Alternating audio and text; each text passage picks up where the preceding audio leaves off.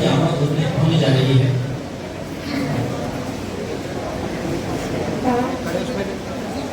इज्जत वहाँ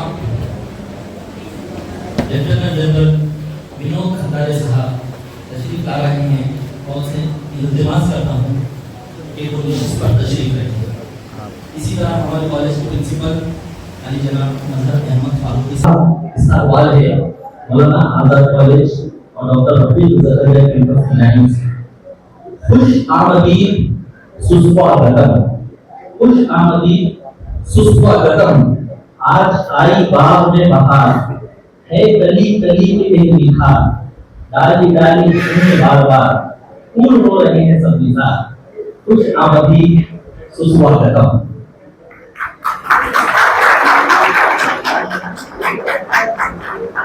मेरी इंतहाई गुजारिश यही है, मेरी इंतहाई गुजारिश यही है, तेरे नाम से इब्तिदा कर रहा हूँ। अल्लाह के कलाम से ज्यादा पाकीज़ा आवाज़ नहीं हो सकता। मैं कुरान मजीद की चंद आयतों की तिलावत के लिए दावत देता हूँ मोहतरम जुल्फार अहमद खान साहब को। बिस्मिल्लाहिर्रहमानिर्रहीम। कबीरन मिनज़्ज़न इन्ना बअदज़्ज़न्नि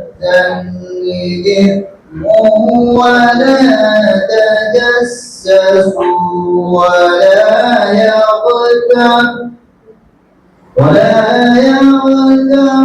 بعضكم بعضا واتقوا الله। शॉल और डॉक्टर रफीक ज़करिया साहब की किताब the price of partition. College महफिल वो खुसूसी होता है और श्री फातिमा रफीक ज़करिया मैडम की याद में खुसूसी कोर्स निकाला गया तो उनका कोई तस्करा हुआ भी नहीं। अभी से बस में खुशबू का रक्स जारी है।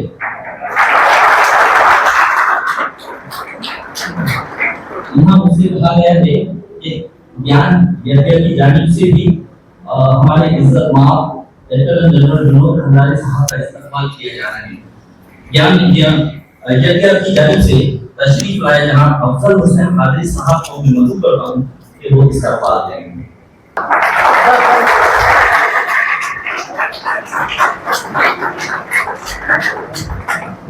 वर्षा आपने की मौजूद है। मैं कॉलेज की IQAC कोऑर्डिनेटर मोहतरमा आतिथि भट्टाचार्य साहब से वो उनकी खिदमत में पेश करें।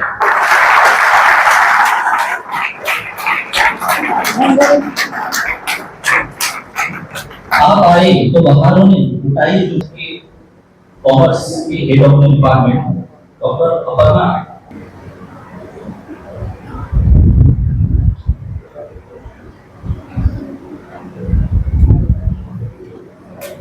Thank you, sir.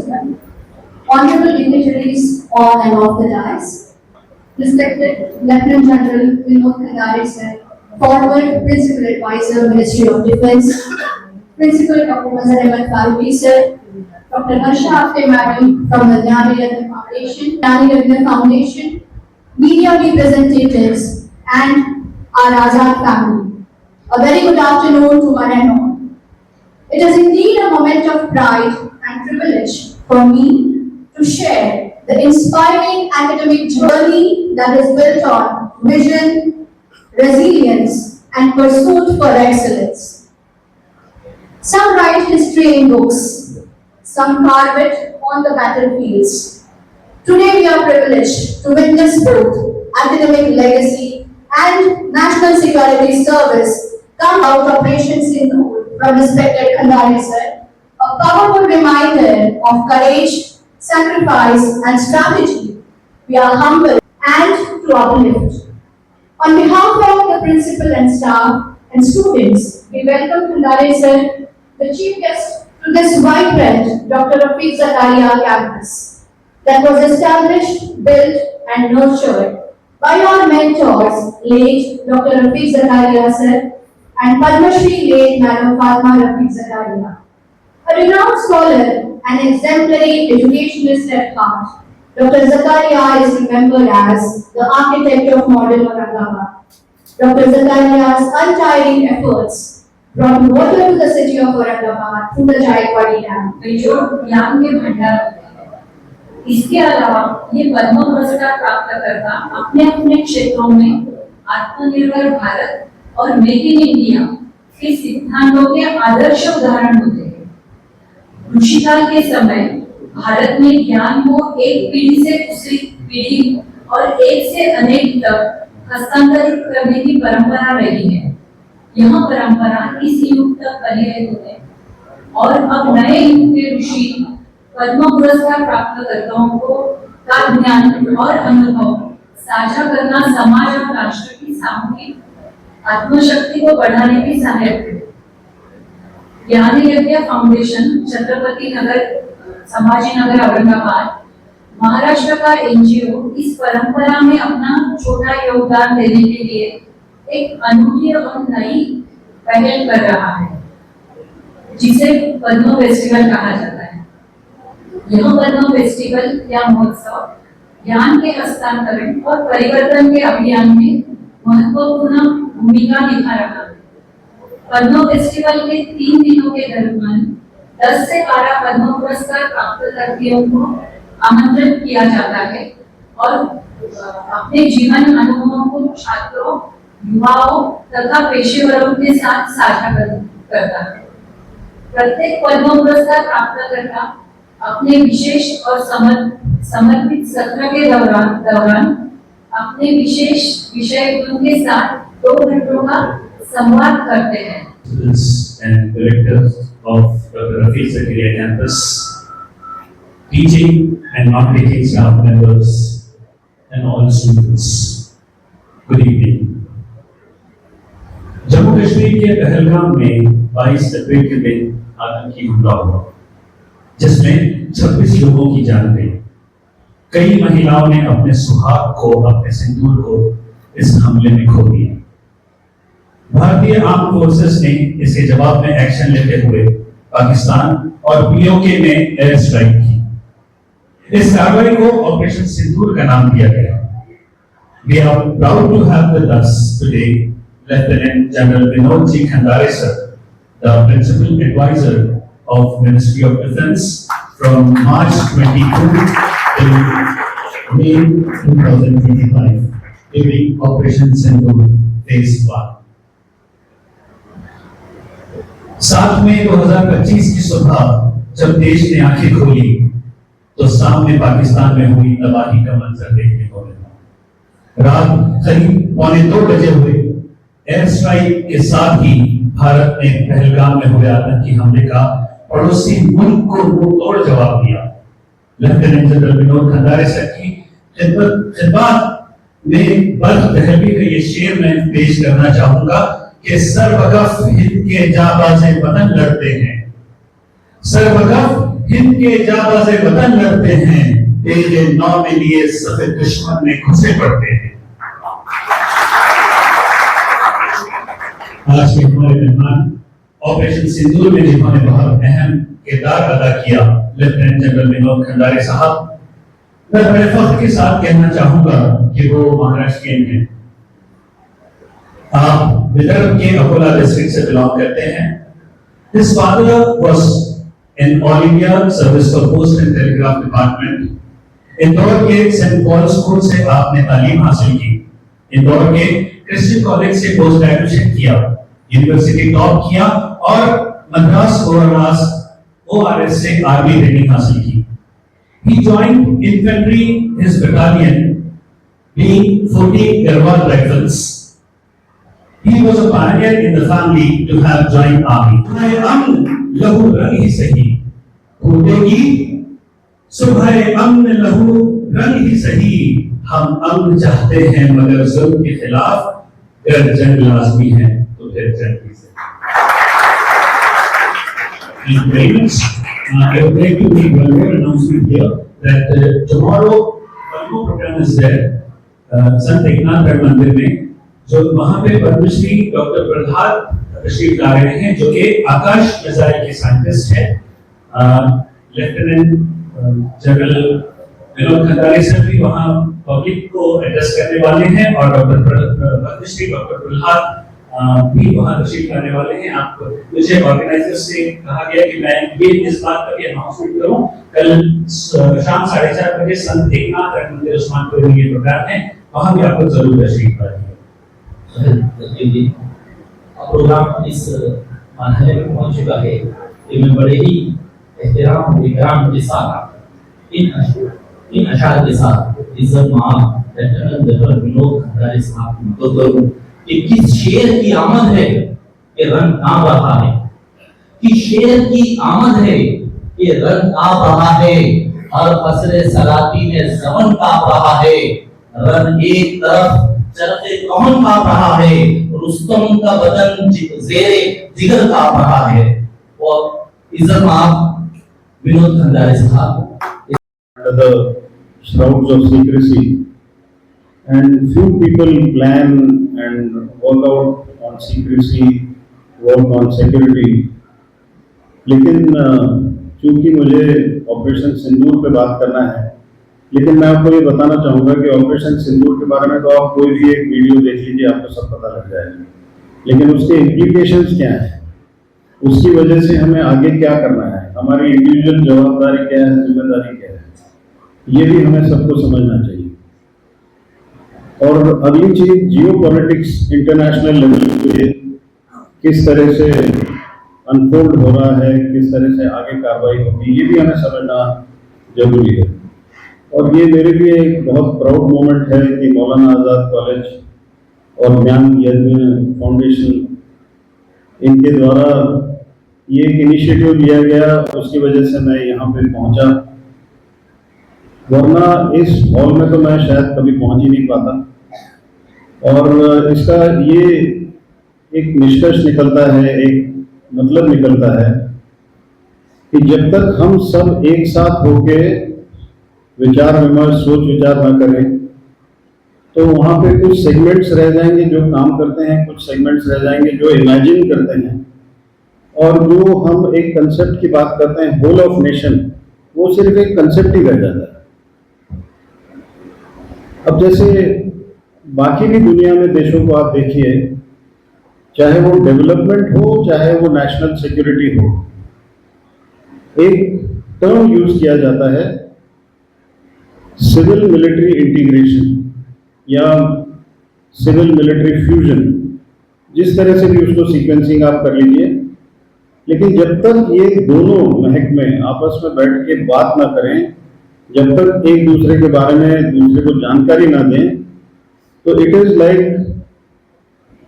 To people, well intended people in two different rooms imagining what is to be done, और ऐसे से तो देश कभी आगे नहीं बढ़ेगा। अगर हमें अपने राष्ट्र को आगे बढ़ाना है, विकसित बनाना है, और एक तरह से विजन हमको सबको मिली हुई है, और इस विजन के कारण भी बहुत कुछ हुआ ऑपरेशन सिंदूर के बारे में। अगर एक राष्ट्र डिसाइड करता है कि हमें 2047 तक, जब हम 100 इयर्स कंप्लीट करेंगे, जैसे बोला गया पहले, सराफ मैडम द्वारा भी बताया गया कि what do we want to reach, आपके मैडम ने बोला what do we want to achieve by 2047। आप कहाँ पे है, ये सराफ मैडम ने बताया कि आपकी क्या हिस्ट्री है, आपकी क्या अचीवमेंट्स हैं। लेकिन just on the lighter side, आपने जो लंबी लिस्ट बताई डिग्निटरी जो है, उसमें मिलिट्री का कोई नहीं था। तो इसका एक साफ उदाहरण है कि कंपार्टमेंट्स हैं, कंपार्टमेंट्स को ब्रिज करना जरूरी है। I am sure my name will be included and there will be many more.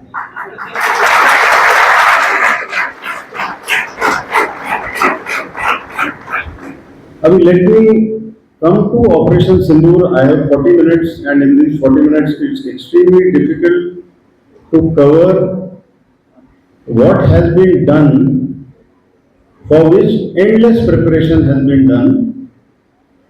So many people have been involved. Some things I can disclose कुछ चीजें मैं नहीं बता पाऊंगा। अगर किसी को ज्यादा ही उसके बारे में उत्सुकता है तो अलग से अगर मिलेंगे तो बताऊंगा।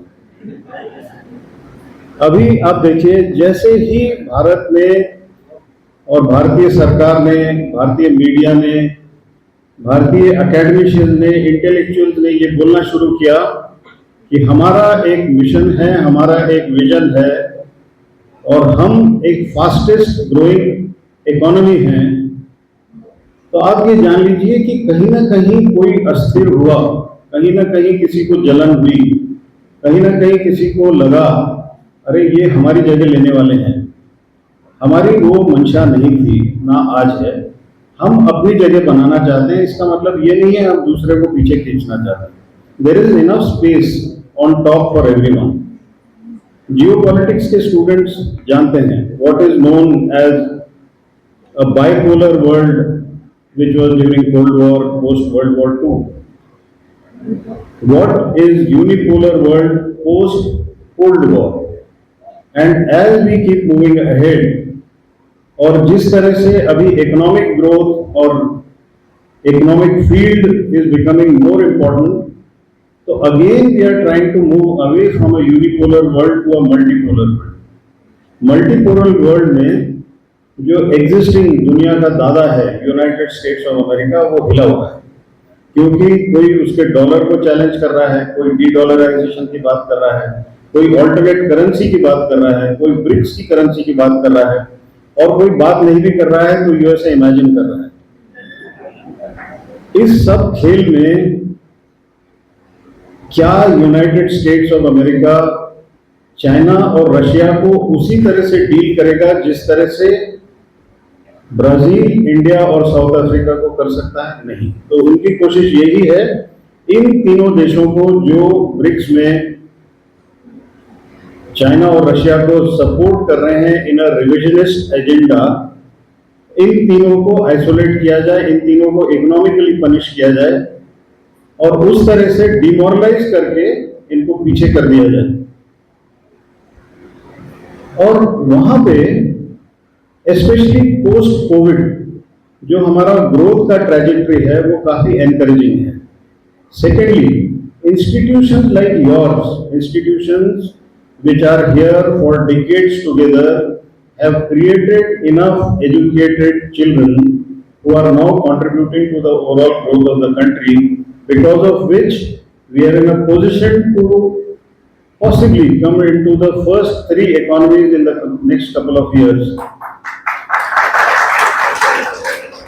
There is a long way to go.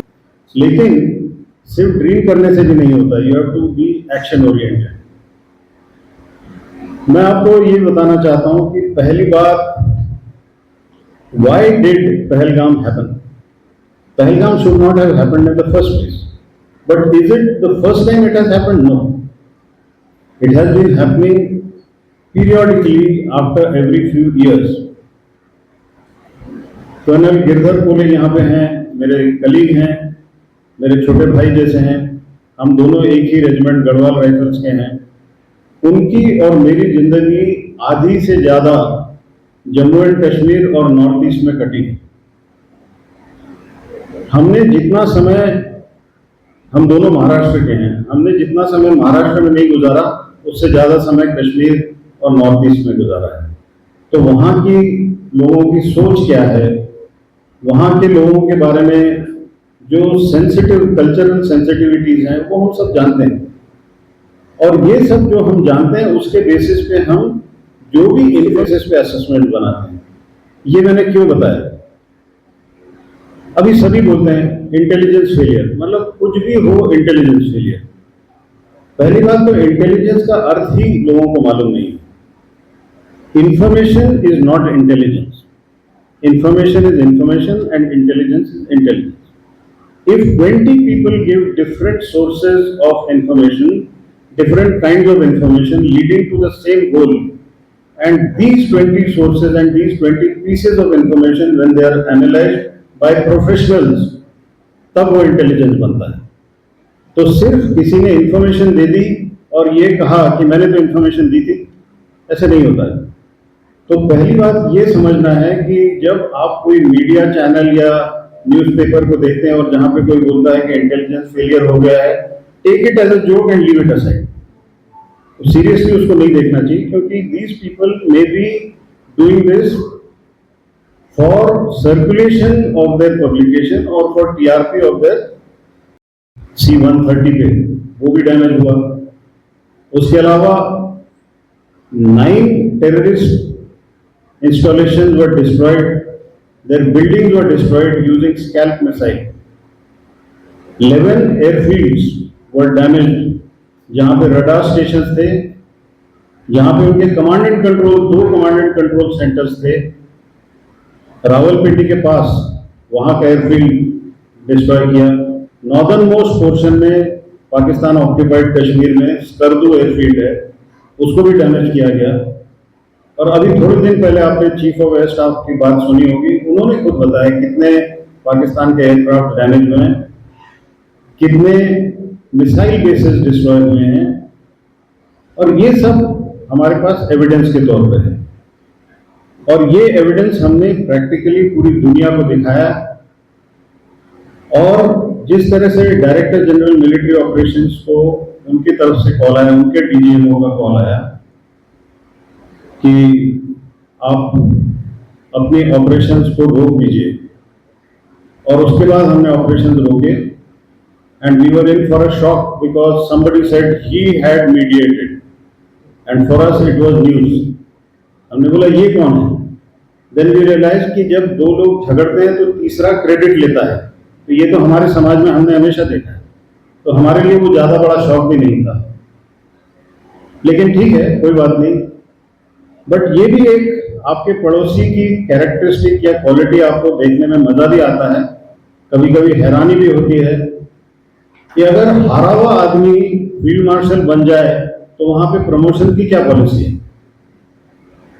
मतलब आप हारो, हल्ला करो और प्रमोशन ले लो, और खुद ही को प्रमोशन दे दो, क्योंकि वहां पे आर्मी ही देश चलाती है। तो जो देश चलाता है वो बोलता है मैं जीत गया, मुझे फील्ड मार्शल बना दो। He is the second field marshal in Pakistan. अभी आज की कंडीशन क्या है? क्या ऑपरेशन सिंदूर में हमने कुछ ऐसे टारगेट्स टच किए, डिस्ट्रॉय किए, जिससे नॉट ओनली पाकिस्तान बट कोई और देश जिन्होंने वहां कुछ स्कोर कर रखा था उनको तकलीफ हो गई? क्या ऐसे हुआ कि अभी उनको लगने लगा कि इनकी जो मिसाइल की पावर है, it is very accurate, it is very lethal and it is very dangerous, तो इनको रोकना जरूरी है। अगली चीज, आत्मनिर्भरता में हमने जब कुछ अपने वेपन सिस्टम यूज किए, कुछ हमने फॉरेन के यूज किए, कुछ हमने अपने यूज किए। जैसे एयर डिफेंस में हमने S-400 यूज किया, जो कि रशिया का है। आपको बता दूं कि करीब 10 साल पहले यूएसए ने हमें बोला था कि उनका एयर डिफेंस सिस्टम लेना चाहिए। उस समय मैं नेशनल सिक्योरिटी काउंसिल में था और ये पूरा मैंने एनालाइज किया था और मैंने पाया था कि यूनाइटेड स्टेट्स का एयर डिफेंस सिस्टम S-400 से कमजोर है, और हमने क्लियरली बताया था कि ये हमें यूएसए का सिस्टम नहीं लेना चाहिए। और ये प्रूव भी हुआ, क्योंकि सऊदी अरेबिया के पास S-400 नहीं, यूनाइटेड स्टेट्स का एयर डिफेंस सिस्टम था, और वहां पे हुतीज और ईरानियन ने अरामको नाम की जो सऊदी अरेबिया की ऑयल इंडस्ट्री है उसको डैमेज किया using drones and using missiles. तो ये तो प्रूवन फैक्ट है। तो हम अपना नेशनल इंटरेस्ट देखते हुए हमने S-400 लिया।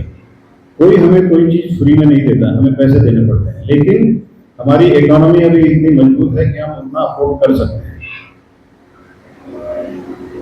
कुछ एक मिसाइल हमारी थी।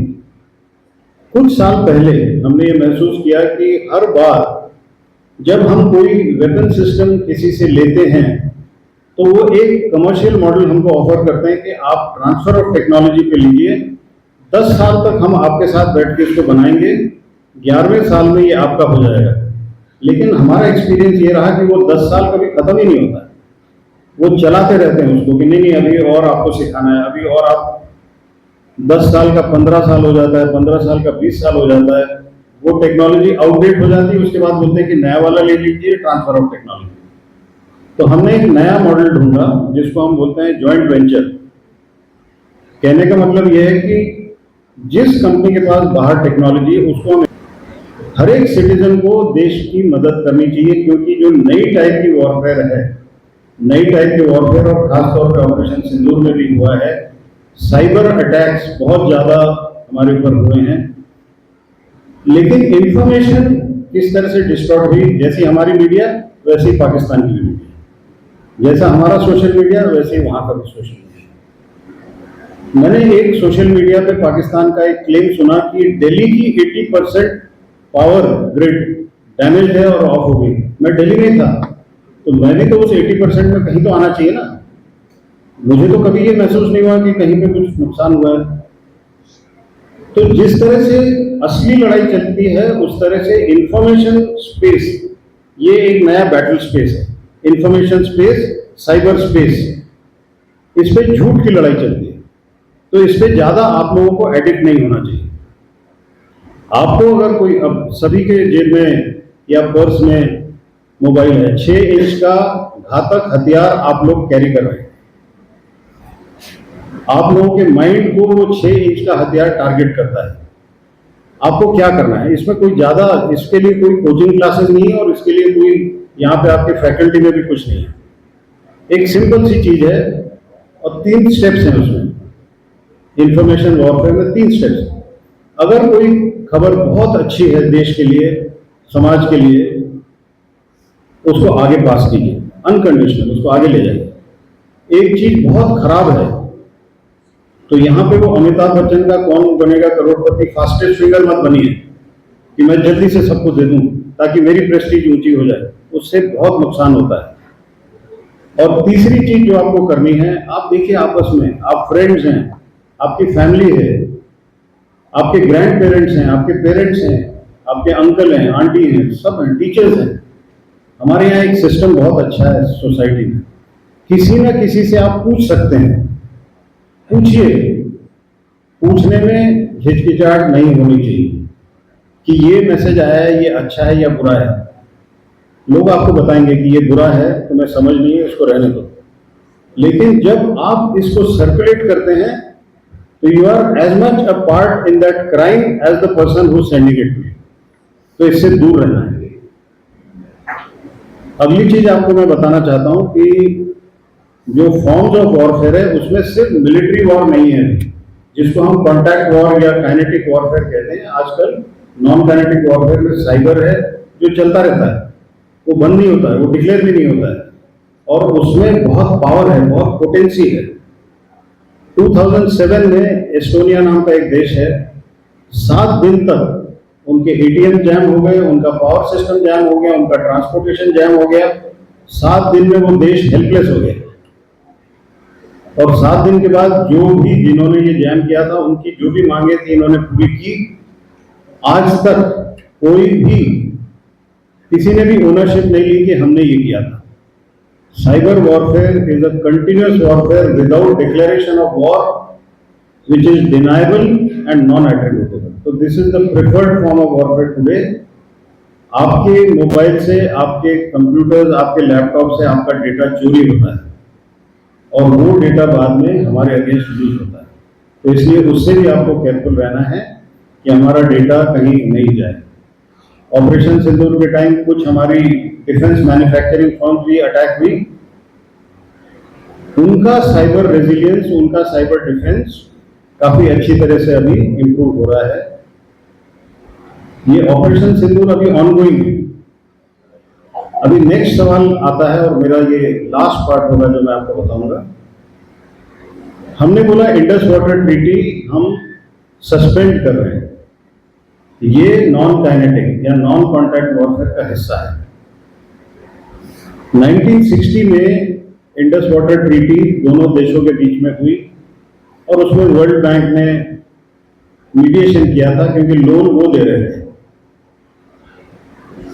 उसमें हमने महसूस किया कि 6 रिवर में से 3 रिवर हमारी और 3 रिवर उनकी, लेकिन Initially, 80% of the water was to go to Pakistan, 20% was to come to us. It got negotiated, 70-30 पे आ गया. पॉपुलेशन किसके पास ज्यादा है, पानी किसको ज्यादा चाहिए, लेकिन हम ओवर जनरस हुए, जिसका नेट आउटपुट ये हुआ कि पंजाब और हरियाणा की पॉपुलेशन आपस में लड़ती है. राजस्थान में फसलों के लिए पानी कम पड़ता है. हमारा जो पानी है, जो हमारा वो 20 या 30%